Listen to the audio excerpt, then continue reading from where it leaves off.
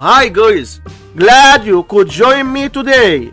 On today's fun segment, we'll explain adding and subtracting fractions the simple method. Let's dive into that challenge. We have these two fractions, 8 over 7 and 2 over 6, and we want to add them. Multiply the first top times the second bottom, so we have 8 times 6, which is equal to 48. Multiply the first bottom times the second top, so we have 7 times 2, which is equal to 14. Now just add those two numbers, so we have 48 plus 14, which is equal to 62. Multiply the two denominators, so we have 7 times 6, which is equal to 42. And that is all.